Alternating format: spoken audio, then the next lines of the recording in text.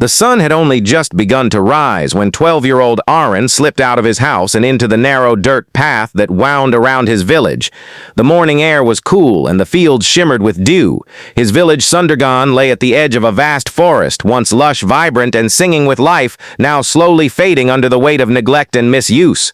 Aaron had grown up listening to his grandmother's stories about the forest, how the trees whispered ancient secrets, how the birds painted the sky with their songs, how the wind carried messages of courage. But now those stories felt like fairy tales. The forest was thinning, the river growing muddy, and the air carrying a faint scent of smoke and decay.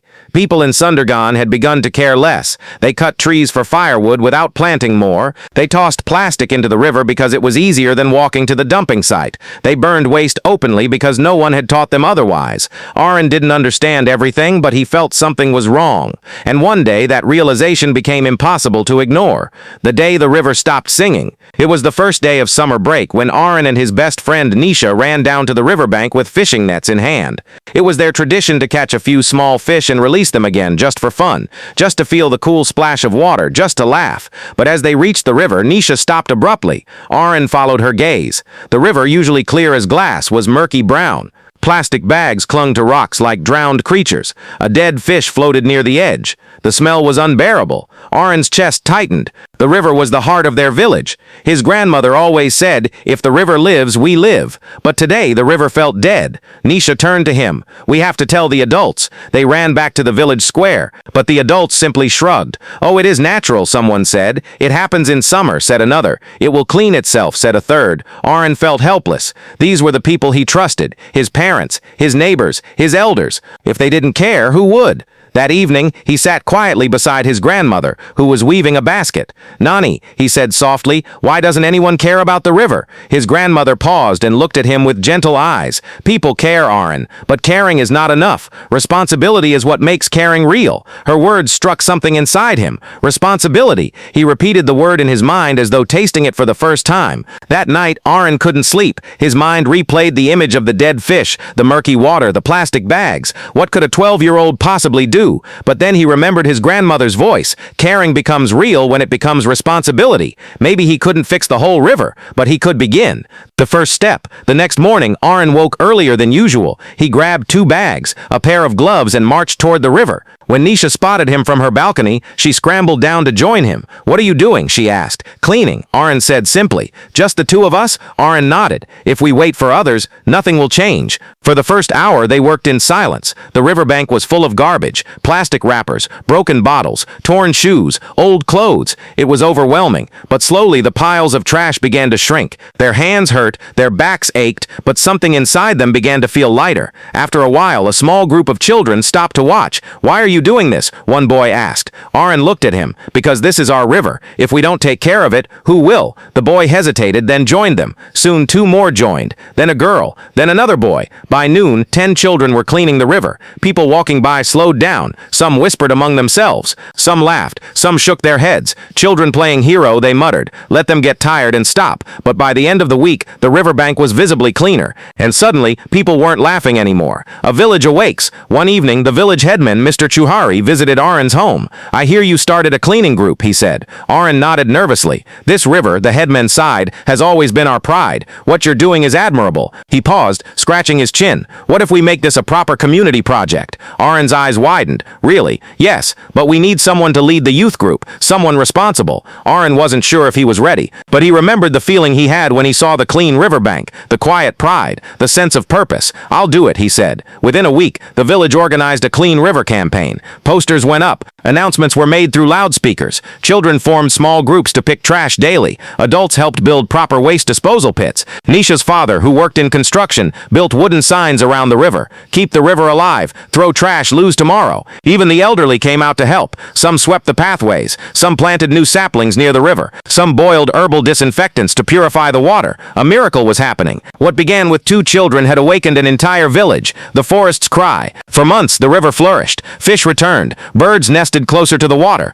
The color of the river turned from murky brown to a deep shimmering blue. Visitors from nearby villages came to admire it. Sundergaon became known as the village that saved its river. But responsibility has many faces, and soon another cry for help reached Aaron. One afternoon, as Aaron and Nisha trekked into the forest to collect firewood for an eco-cooking event at school, they noticed patches of barren land. Tree stumps scattered around like gravestones. The old songs of the forest, once loud and vibrant, were fading. Someone is cutting trees, Nisha whispered. Aaron knelt down and touched the stump. Fresh, recently cut. They followed the trail and found a group of woodcutters. These were not villagers. They were outsiders. They carried axes and saws and had already loaded several logs onto a truck. Aaron's heart pounded. We have to stop them. No, Nisha grabbed his arm. It's dangerous. She was right. They were children. These men were adults. Confronting them would be foolish, but doing nothing would be worse. Courage in the heart. Aaron and Nisha rushed back to the village headman. Mr. Chaudhary gathered the council. These trees are our protection, he argued. If the forest dies, our rain disappears, our soil erodes, our animals vanish.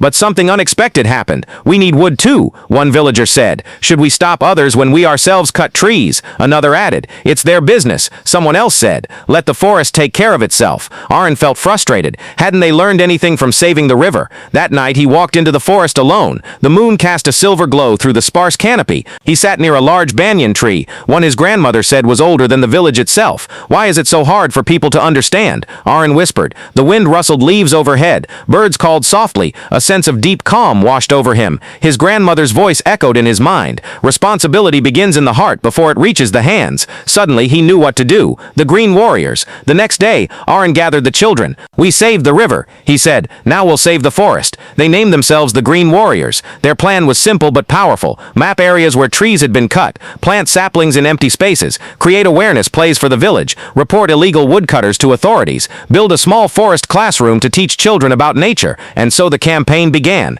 They spent afternoons planting neem, peepal, and mango saplings. They painted rocks with messages like, let trees breathe, and a cut today is a crisis tomorrow. They practiced skits about forest conservation and performed them in the village square. Slowly, adults began joining them. A farmer donated fencing material to protect new saplings. A teacher offered books on biodiversity. A carpenter helped build wooden benches for the forest classroom. Even the initially skeptical villagers began to feel a sense of pride and ownership. After all, the forest wasn't someone else's responsibility. It was theirs. The day of the meeting. 1 year later, the District Environment Committee invited Sundergaon to share its conservation model. The entire village buzzed with excitement. Aaron was chosen to give the speech. As he stood before the audience, officials, teachers, reporters, his hands trembled slightly. But then he remembered the river, the saplings, the forest breeze. He spoke with honesty and heart. We didn't save our river and forest because we were experts, he said. We saved them because we decided to take responsibility. People always say children are the future, but if children can be the future, why can't adults be the present? Every big change begins with one small act of caring, and one person who refuses to give up.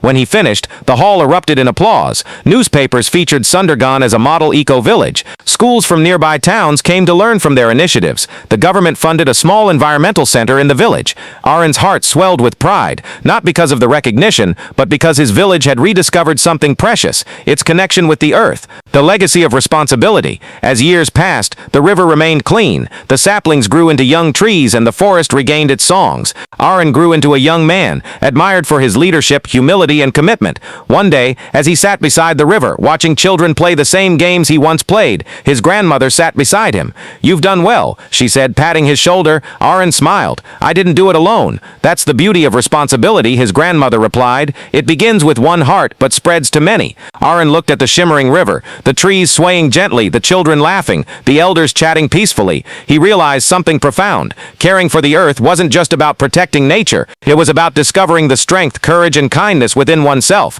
It was about becoming someone who acts, not because they must, but because they should. And in that moment, Aaron understood that personal responsibility wasn't a burden. It was a gift that changed him, a gift that restored his village, a gift that would continue to grow like a seed carried by the wind, taking root wherever someone cared enough to plant it. The heart of the earth. Many years later, when Aaron became a teacher, he told his students the same thing he once learned. The earth doesn't need heroes, it needs caretakers. It needs people who pick up trash even when no one is watching, who plant trees knowing they may never sit under their shade, who protect rivers because life flows through them. When you care for the earth, you learn to care about everything. Your home, your people, your actions, your future. That is what personal responsibility truly means, and every Every time he spoke those words, Aaron remembered the dead fish he once saw on the riverbank, the day everything changed. Because sometimes the earth speaks softly, sometimes it cries aloud, and sometimes if you're willing to listen, it teaches you who you are meant to be. If you want, I can also turn this into